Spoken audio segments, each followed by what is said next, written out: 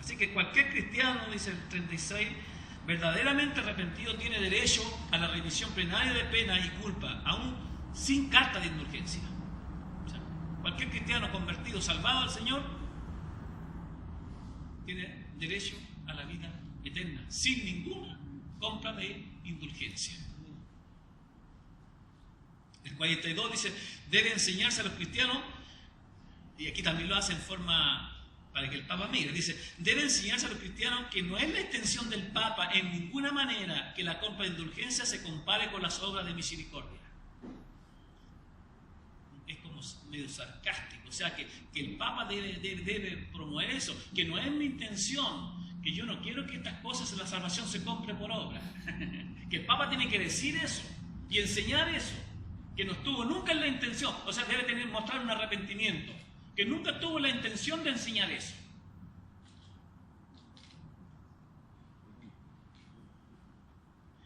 Debe enseñarse a los cristianos que el que ve a un indigente y sin prestarle atención, da su dinero para comprar indulgencia, lo que obtiene en verdad no son las indulgencias papales, sino la indignación de Dios. ¿Por qué? Cuando se veían gente que era muy pobre, los curas les sacaban todo. Y como eran muy miserables, entonces, pero con eso ellos estaban comprando su salvación. Y lo que Martín está diciendo, que lo que obtienen no es salvación, sino la indignación de Dios. El 48 se debe enseñar a los cristianos que al otorgar indulgencia al Papa, tanto más necesita cuanto desea una oración ferviente por su persona antes que el dinero efectivo. O sea, tanto él como el Papa. O sea, en vez del Papa estar vendiendo la salvación, lo que él necesita, esa persona, es que se ore por ella. Y tanto más necesita él mismo la oración de esa persona. El 52 dice, van en la confianza en la salvación por medio de una carta de indulgencia, aunque el comisario, hasta el mismo Papa, pusiera su misma alma como prenda, no serviría de nada. 56. Los tesoros de la iglesia donde el Papa distribuye la indulgencia no son suficientemente mencionados ni conocidos ante el pueblo de Dios. Es clave eso, o sea, que toda la plata que se reúne por la venta de indulgencia, que era un capital, pero tremendo, imagínense todos los ricos que llegan a comprar su salvación. Pero el pueblo nunca se sabía qué es lo que hacía con esa plata. El pueblo no estaba enterado qué se hacían con esos fondos. Y de hecho que escribe en un nuevo artículo, dice que se deje de vender las indulgencias para juntar ese dinero, que saque ya la plata que tiene él, toda su riqueza, y construya una verdadera basílica con su plata. El verdadero tesoro de la iglesia es el sacrosanto evangelio de la gloria y de la gracia de Dios, no por las obras, como decía el Papa. Así que el 66 en los tesoros de las indulgencias son redes de las cuales ahora se pescan las riquezas de los hombres, de lo que hacen los apostólicos también. Son verdaderas redes para tomar los recursos de los hermanos y de la gente, hablemos de la gente ignorante. El 76 dice, decimos que al contrario de las indulgencias papales no pueden borrar el más leve de los pecados veniales concernientes a la culpa. O sea, ninguna indulgencia podrá perdonar el más leve pecado. Del mismo modo como subsisten las misas y aniversarios por los difuntos y porque el Papa no devuelve o permite retirar las fundaciones instituidas en beneficio de ellos, puesto que ya no es justo orar por los redimidos. Bueno, es una de las tantas de las 95 tesis que habló el Martín Lutero, que la escribió en el templo de Wittenberg. Entonces, sucede que es condenado. Nosotros ya estábamos viendo que él escribió las 95 tesis de la indulgencia. En 1518 el debate en Heidelberg en defensa de su teología, en octubre frente al cardenal Caja en Hamburgo. en 1520 está la bula papal, 60 días para retractarse, y él pide 24 horas más. Eso es lo que es la bula papal. En 1521 está la dieta de Worms en abril. El edicto en mayo es condenado como hereje. En el fondo ahí le dieron 60 días para que pudiese retirar todos sus escritos que están en el templo allí, y no solo retirarlos de ahí, sino que ahora públicamente tenía que decir que él estaba equivocado, que se retractaba, que el Papa era infalible, y tenía que decir lo contrario a lo que él escribió. Pero él dice en su respuesta: ya que más serena majestad y todos sus príncipes requieren una respuesta clara, simple y precisa, yo les daré una sin cuerno ni dientes. O sea, sin pelo en la boca.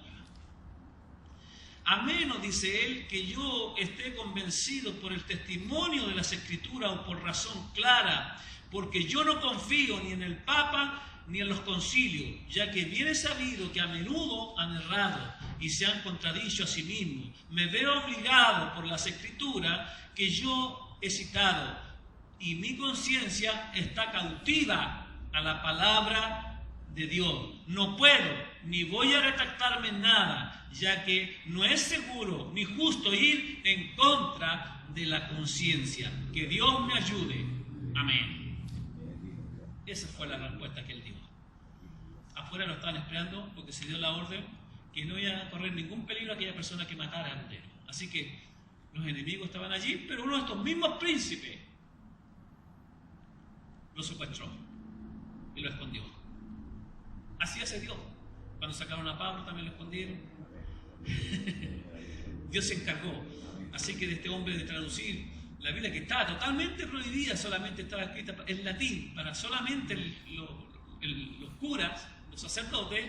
Martín Lutero dijo que la escritura no era solamente para una interpretación privada de unos pocos, sino que debía ser extendida a todo el pueblo. Así que tradujo la Biblia del latín al alemán, y ahí vienen todas las otras demás traducciones.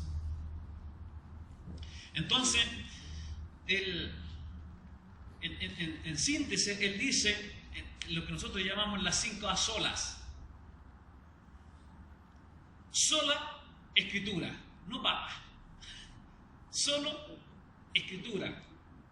Segundo, solo Cristo, no indulgencia. Solo Cristo. Luego, solo gracia, no obra. Solo gracia. Es lo que enseñó. Solo fe. Solo a Dios la gloria, no al Papa. Solo a Dios la gloria. Eso fue en síntesis, y esto fue una lucha terrible. Bueno, con lo que él expuso, muchos monjes, por supuesto que se unió a él, monjes y todo eso. Bueno, dice que se casó con una monja él. Imagínense huyendo, prácticamente predicando el Evangelio para matarlo, en peligro de todas esas muertes, de todas esas cosas. Yo a veces pienso en estos nuevos apóstoles. Tienen título de honorable, tienen título. A mí uno de los apóstoles me dijo que si yo me iba con ellos y me portaba con $600, si yo le pagaba $600 de Ronnie Chapa allá del Centroamérica, yo tendría un título de doctorado. Y si yo no he sido nunca un doctor en teología, ¿cómo voy a recibir? Nunca fui a una universidad para recibir un título, solamente comprarlo. O sea, es la misma cuestión. ¿Hay alguna diferencia ustedes? Es la misma cuestión nomás. Entonces, pero vemos a este Martín Lutero que se casó con su esposa llamada Katy. Hay una historia que cuentan que a los más grandes les ha pasado, porque un cristiano puede deprimirse, ¿no?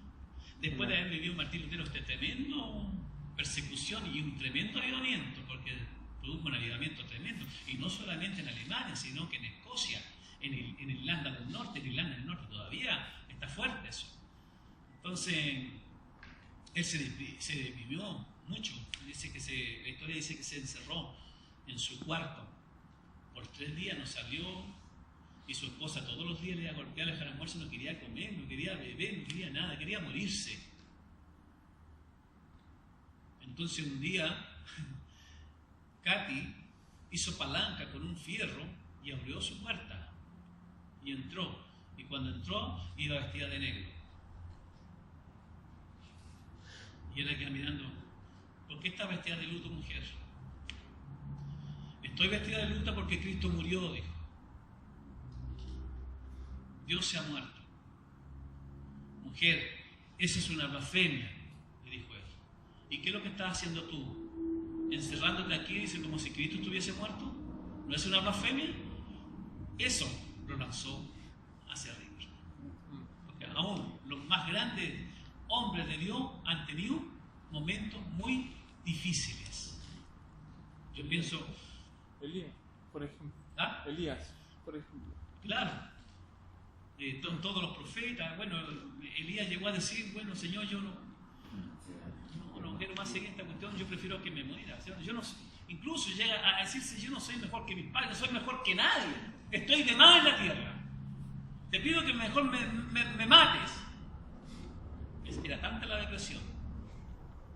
Y había hombres así. Y nosotros mismos, yo mismo he pasado por muchas situaciones muy difíciles. Yo mismo en un momento de mi vida pedí a Dios que me llevara. En un momento muy difícil de mi vida, pedí a Dios irme con Él. Porque todos entramos en algún momento, alguna depresión, cuando a veces nos vemos salida, cuando vemos que todo está oscuro y pareciera que Dios no está en ningún lugar. Y que por más que buscamos no encontramos respuesta. Y que por más que tratemos de encontrar un amigo, tampoco lo tenemos al amigo al lado. No tenemos ni dónde recurrir. Si realmente los pastores no podemos tener amigos entre los hermanos. Se nos deja. Entonces son momentos que uno pasa muy difícil y que hemos pasado. Pero gracias a Dios que Dios nunca estuvo lejos. Siempre estuvo allí. Y quizás que por las consecuencias de nuestra desobediencia nos han llegado a tal punto de aflicción para saber que solamente dependemos de Él y que todo lo que hagamos depende de Él y no hay nada nuestro, ningún valor humano, ningún poder humano, ninguna persona capacitada, sino depender absolutamente de su beneplácito de Él. Dios nos bendiga mucho, ¿no? Entonces, la Escritura solamente, Isaías 8:20 dice, y la ley y el testimonio, si no hablan conforme a esto, es porque no les ha sido amanecido o no les ha sido revelado. O sea, la ley, la palabra de Dios en la persona, no puede haber un testimonio en esa persona porque a esa persona Dios no se ha revelado. Entonces la revelación de la palabra no depende de la persona, y aun cuando pueda leer, no depende de esa persona, sino que Dios el que se revela a través de su palabra. Como dice otra versión, busque las instrucciones y las enseñanzas de Dios. Quienes contradicen su palabra están en completa oscuridad. Así que los hombres no rechazan la palabra porque encuentran faltas en ella, sino porque ella encuentran falta en ellos. Esa es la forma. Los ateos dicen, yo no creo en la Biblia, no es que no crean en ella, sino lo que la Biblia los descubre es que ellos necesitan de ella. O le está diciendo sus pecados, lo que ellos tienen. En 2 de Pedro 1, del 20-21 dice, pero ante todo sabe esto, que ninguna profecía de las Escrituras es asunto de interpretación personal o privada. Pues ninguna profecía fue dada jamás por un acto de voluntad humana, sino que los hombres, inspirados por el Espíritu, hablaron de parte de Dios. ¿Qué les parece a usted cuando de repente sale alguien dentro de la iglesia? Así ha dicho el Espíritu Santo. Porque toman estos versículos que realmente estos fueron los profetas que fueron nombrados por Dios con el oficio de profeta para traer las Escrituras. Pero no tiene que ver con nada que suceda en la iglesia en estos tiempos para decir que Dios ha dicho así. Al menos si no habla que está escrito no sirve de nada. Así que las escrituras no son un asunto de interpretación personal, la palabra no llegó a nosotros como un resultado de una intención o un deseo, ni un proyecto humano que Dios haya querido darnos. Cuando estos hombres hablaron de parte de Dios por el Espíritu Santo. 2 Timoteo 3:16 dice, toda escritura es inspirada por Dios y útil para enseñar, para aprender, para corregir, para instruir en justicia.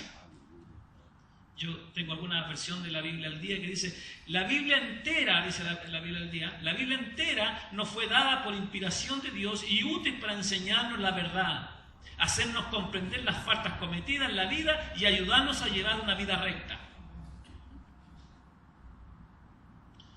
Así que la violación de la sola escritura en la época de Jesús, Marcos 7:13 dice, invalidando así la palabra de Dios por vuestras tradiciones, la cual habéis transmitido, y hacéis muchas cosas semejantes a esta. Y esto es lo que pasa también hoy día con las iglesias. Las iglesias siguen más tradiciones y anulan la palabra de Dios por las tradiciones. La Biblia no dice así, pero estamos tan acostumbrados así. Porque las tradiciones son interpretaciones de hombre, no la de Dios. Por ejemplo, mandamientos de hombre.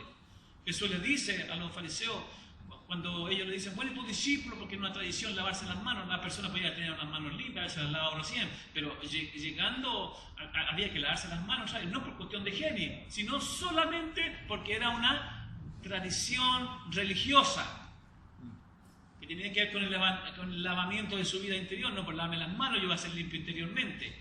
Pero Jesús dice, ¿por qué vosotros invalidáis el mandamiento de Dios? Por tradiciones de hombre o mandamientos de hombre. Bueno, ahí les da que ellos habían invalidado el mandamiento de Dios con decir a los hijos que no deben cubrir a sus padres sus necesidades, sino que la plata la deben echar al templo y dejar a los padres prácticamente abandonados cuando eran viejitos. A eso se está refiriendo Cristo. Entonces, la Biblia al día dice, pisotean la ley de Dios por guardar las tradiciones humanas. Esto es solo un ejemplo de muchas cosas que ustedes hacen. La responsabilidad de la iglesia. 1 Timoteo.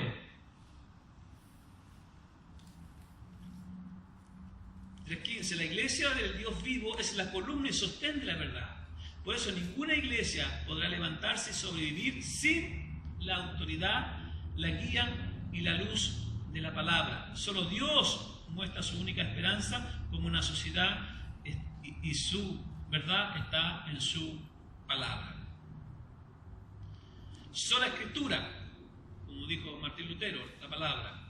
2 Pedro 3:16, asimismo en todas sus cartas habla de ello, esto, a los cuales hay algunas difíciles de entender, que los ignorantes e inestables tuercen como también tuercen el resto de las escrituras para su propia perdición. Ya en ese tiempo las cartas ya de Pablo habían circulado, aun cuando habían circulado la gente pensaba que Cristo ya había venido.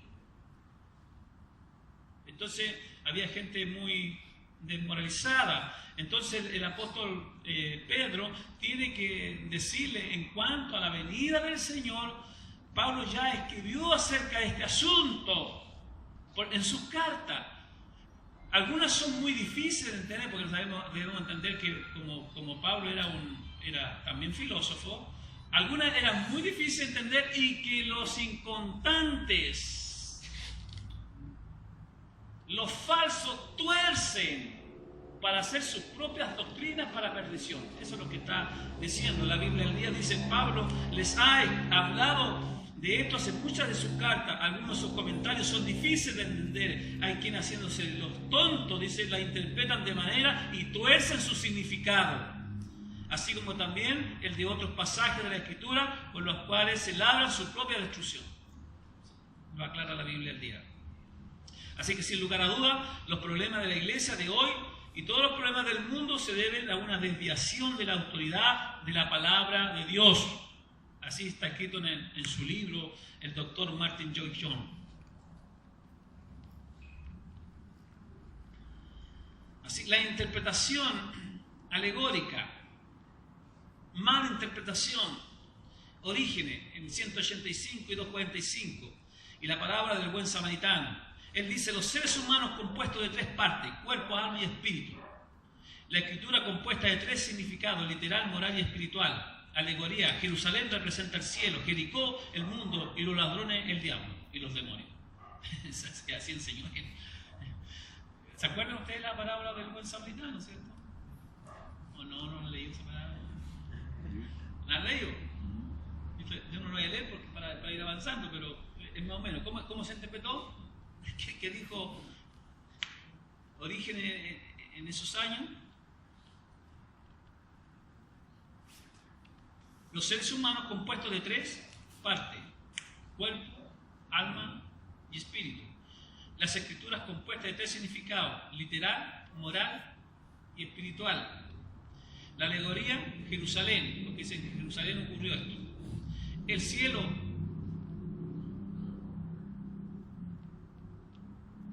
Jerusalén representa el cielo. Jericó representa, dice, el mundo. Y los ladrones representan al diablo y sus demonios. Entonces, así es como la persona interpreta en forma privada. Para darle un ejemplo, Orígenes interpretó así la cosa, que no tenía nada que ver con lo que Cristo quiso explicar. ¿Qué es lo que explicaba la interpretación correcta? ¿Quién era el sacerdote? La ley. El buen samaritano, Cristo, cargando el pecado del hombre caído en la posada, que representa la iglesia. La promesa del samaritano de que regresará el retorno de Cristo. Todo lo que gaste, ponlo en mi cuenta, cuando yo regrese lo pago. Esa es la interpretación que Cristo quiso darle, pero Orígenes lo interpreta de otra forma. Y así nosotros podemos caer en muchas interpretaciones de la Biblia mal. La Iglesia Católica hizo la Escritura, la tradición de la Escritura y en el magisterio de la Iglesia, el Catecismo Católico, punto 95, según el plan prudente de Dios, están unidos y ligados de modo que ninguno puede sustituir sin los otros. O sea, los tres, cada uno según el carácter, bajo la acción del único Espíritu Santo, contribuyen eficazmente a la salvación de las almas. O sea, la Biblia, el clero, el Papa. Esos tres incluyen la salvación. La Iglesia Bíblica en Chicago en 1978, artículo 2, afirmamos que las Escrituras son las normas supremas que atan la conciencia, que la autoridad de la Iglesia está subordinada a las Escrituras. Ningún pastor tiene autoridad. Ningún obispo tiene autoridad sobre la Iglesia. La autoridad la tiene las Escrituras. Y si el pastor predica las Escrituras inspiradas por Dios, ese pastor entonces obtiene la autoridad por medio de las Escrituras. Él se sale de las Escrituras y pierde autoridad, porque las Escrituras respaldan esa autoridad.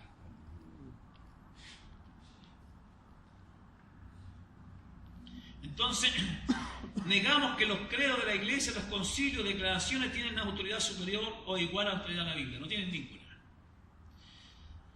Aplicación de sola Escritura. La Escritura es inspirada de Dios, está completa, es inerrante, es infalible, es la autoridad suprema en materia de fe y práctica. Sola Escritura, la palabra es la única que obliga la conciencia de manera universal. Sola Escritura no elimina el valor de los concilios y confesiones de fe que han concedido con la palabra, como por ejemplo el concilio en Jerusalén. No es que la sola Escritura está eliminando eso, pero ellos, los concilios y todo lo que nosotros mismos hacemos aquí, cuando nos juntamos en la asamblea, la Escritura no elimina eso, al contrario. Pero eso depende de la Escritura. No nos permite despegarnos del pasado y de oír salir interpretaciones nuevas que contradigan la fe. No puede ser eso. O sea, no es que ahora Dios me habló así, así tiene que ser. Sobre la Escritura juzga la Iglesia y sus maestros, y no al revés. Los maestros no juzgan la Escritura, sino que las Escrituras juzgan a sus maestros. Sobre la Escritura requiere de hombres y mujeres que manejen con precisión la palabra de verdad. Esto me gustaría un poco. 2 Timoteo 3:16, a ver.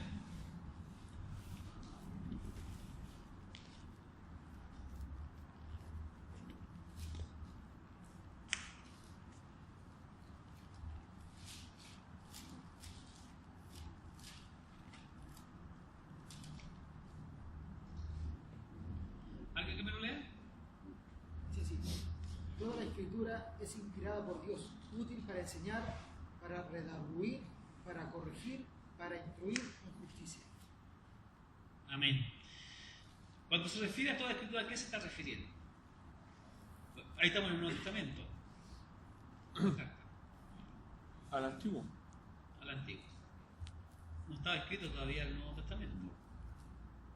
Entonces, cuando nosotros, y voy a pasar a tocar ese tema luego, cuando nosotros entendemos que el Antiguo Testamento no es para nosotros, estamos cometiendo un error lo más grave que pueda haber. Porque toda escritura es inspirada por Dios, por el Espíritu Santo. ¿Para qué? Para instruir. No, que yo no instruyo por el Antiguo Testamento, para instruir, para corregir. ¿Qué más dice? Enseñar, instruir, en justicia.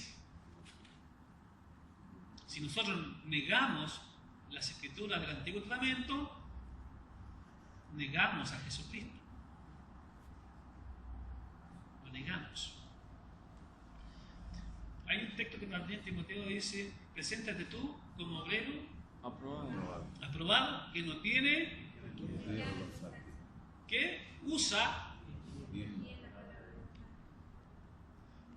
Esa palabra usa en muchas la han cambiado, pero a veces que usa con precisión la palabra. Otras versiones dicen que traza bien la palabra. Otras traducciones dicen que la explica bien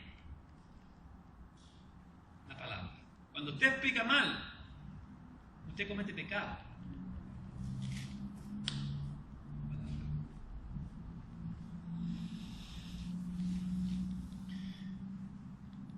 Y preséntate tú como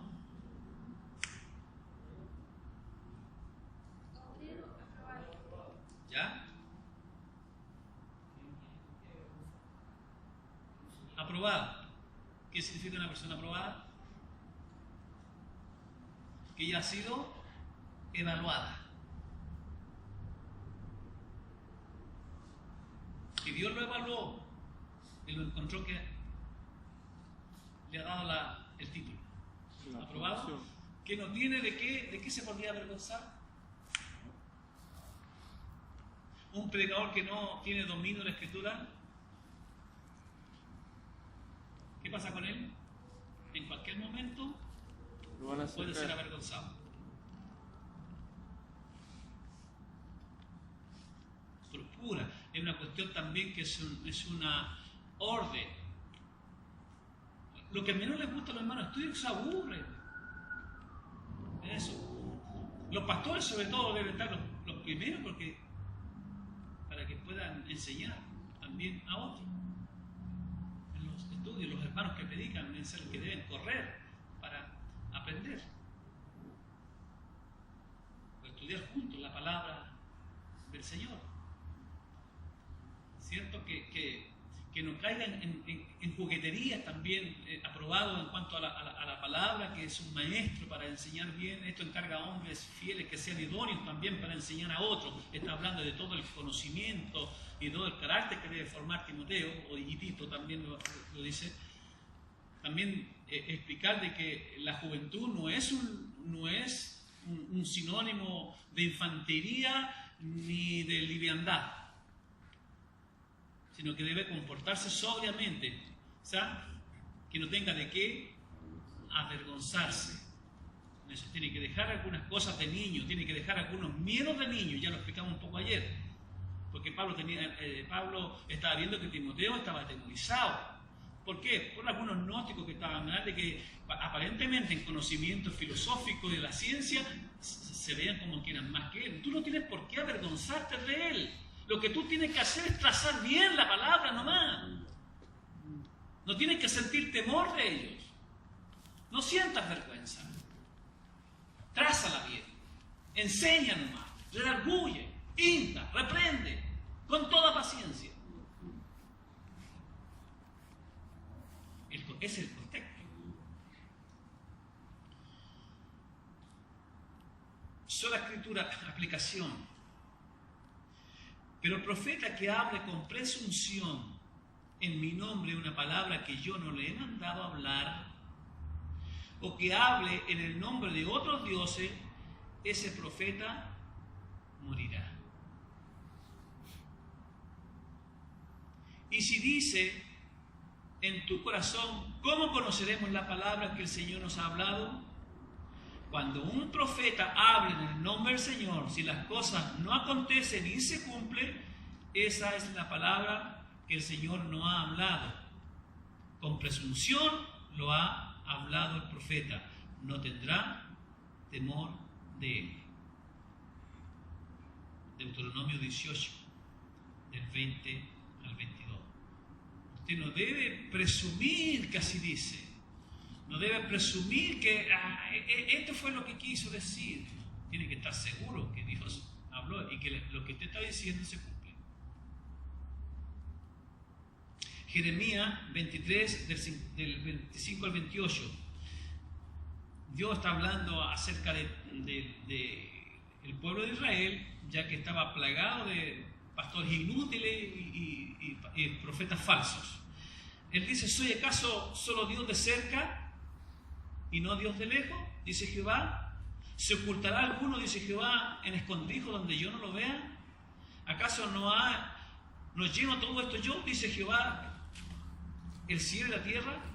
Yo he oído a aquellos profetas, dijeron profetizando mentiras en mi nombre, diciendo, he soñado. ¿Hasta cuándo estará esto en el corazón de los profetas que profetizan mentiras? Y que profetizan el engaño de su propio corazón, verso 27, que piensan hacer de mi pueblo y olvidarse de mi nombre con sus sueños, que cada uno cuenta a su compañero como sus padres se olvidaron del nombre de Baal. El profeta que tenga un sueño, que cuente el sueño, y el que tenga mi palabra, que hable fielmente mi palabra. ¿Qué tiene que ver la paja con el trigo? Dice Jehová. El Señor me mostró en un sueño. ¿Qué tiene que ver eso? La persona que tenga un sueño cuenta el sueño nomás, pero no diga que yo dije. Porque yo no he dicho eso. Cada uno puede interpretar el sueño como quiera, pero que diga, y yo lo estoy interpretando así. Esto no dice el Señor. Ahora, el que tiene mi palabra, sea fiel en decir mi palabra. No le agregue ni le quite. Como dijo el Señor en Apocalipsis, de que el que añade su palabra o le quita su palabra recibirá las penas del infierno.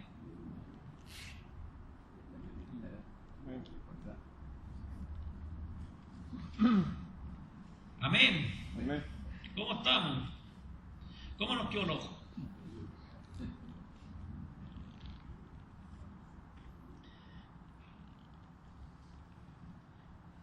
El Antiguo Testamento es la inmutabilidad de la ley de Dios. Inmutable significa algo que no cambia. No porque tengamos el Nuevo Testamento vamos a cambiarlo por el Nuevo Testamento, vamos a dejar de lado el Antiguo Testamento. Quiero leer unos pasajes. Ya si tiene hambre ya vamos a terminar, así que no se preocupe. Nos quedan algunos 10 minutitos, porque no está el almuerzo. A mí me fascina esto, ¿ah? Yo sé que usted está entumido frío, pero me gusta verlo sacrificado.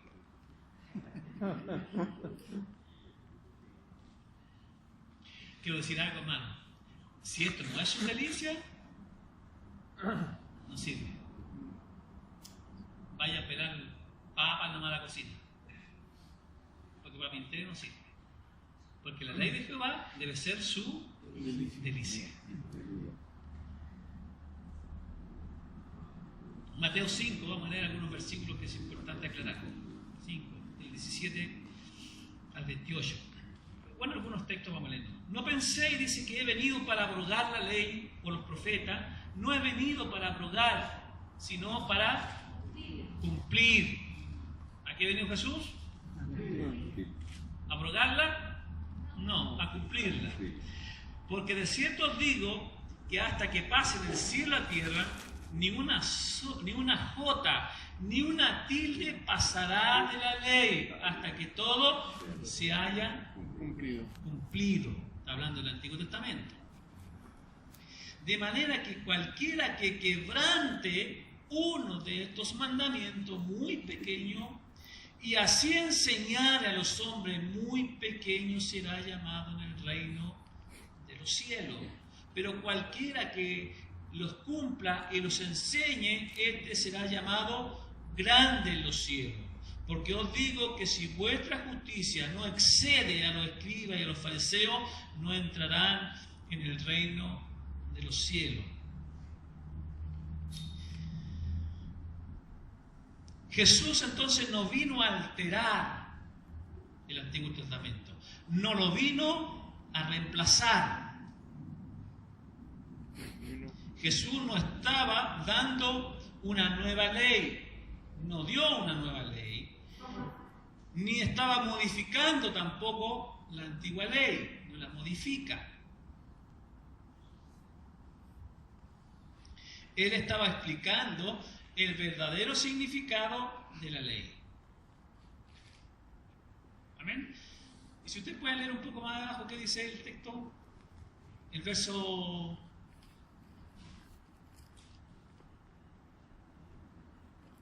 el 21. ¿Qué dice?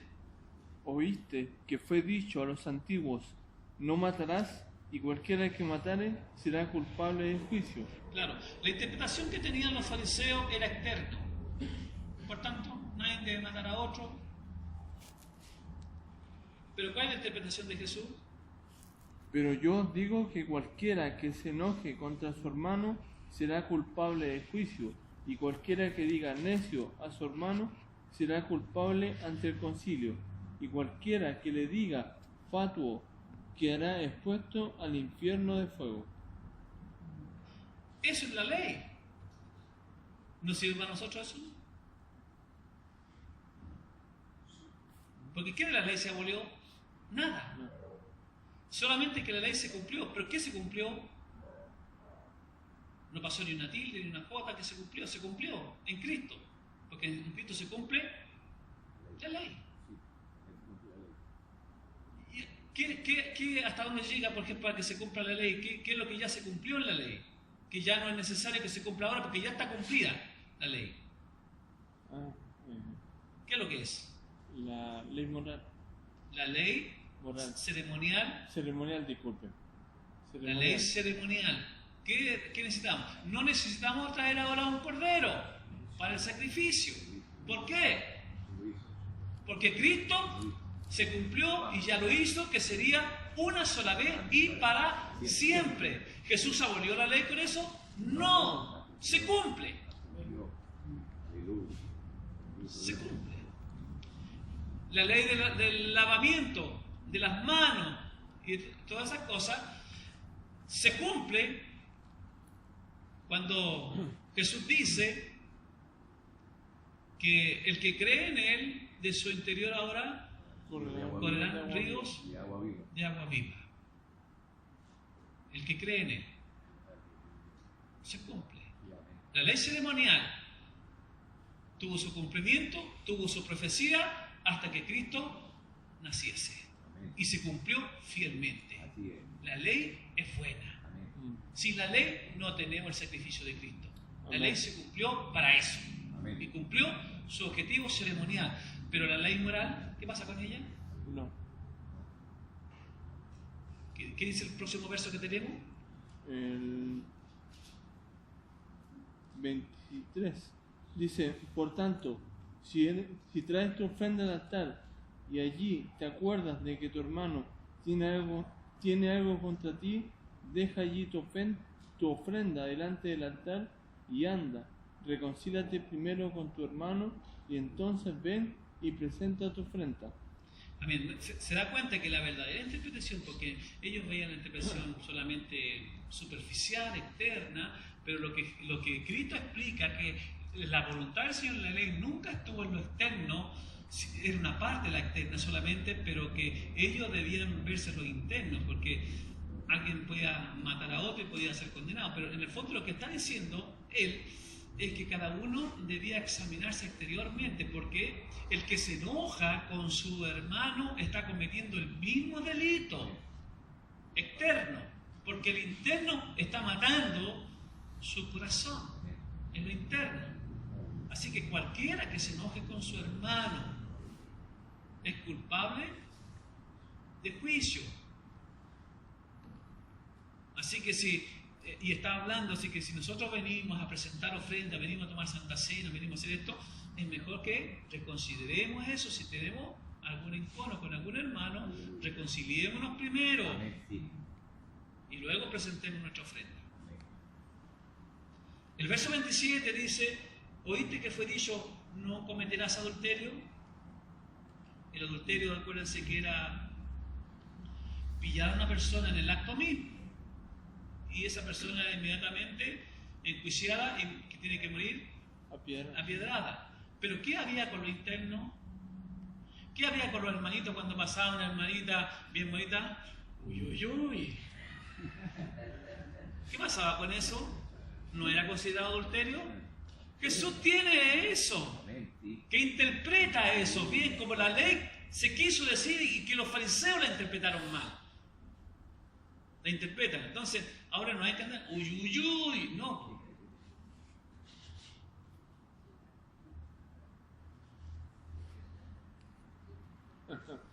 Porque cualquiera ahora, miren hermano, si nosotros incluso tenemos que poner alguna regla porque todavía existen cristianos carnales. Tratamos de que las hermanas, por último, si vienen con los pantalones apretados, tráiganse una chaquetita un poco más larga que le tape el traste. ¿Por qué? Porque los carnales andan. Pero no se consideran adúlteros. No se consideran.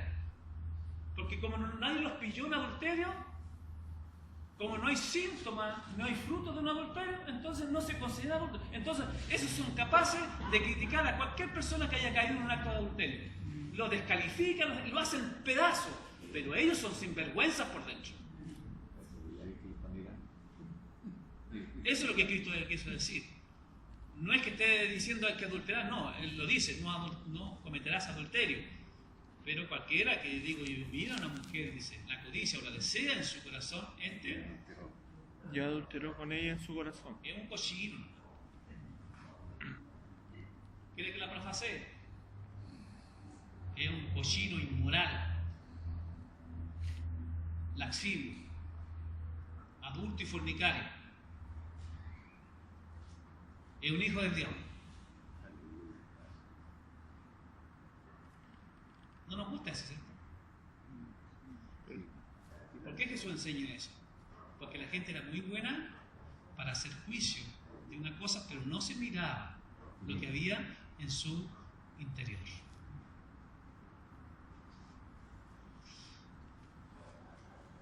¿Lo vio eso, sí o no?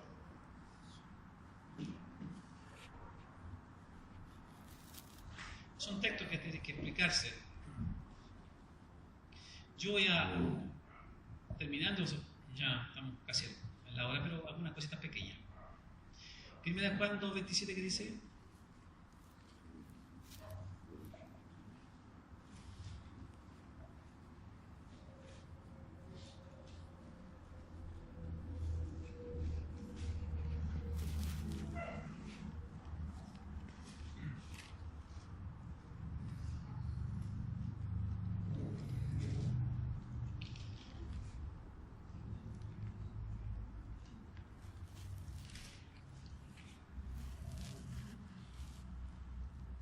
¿Alguien que lo lea? Primera de Juan 2:27. La oración que vosotros recibisteis de Él permanece en vosotros,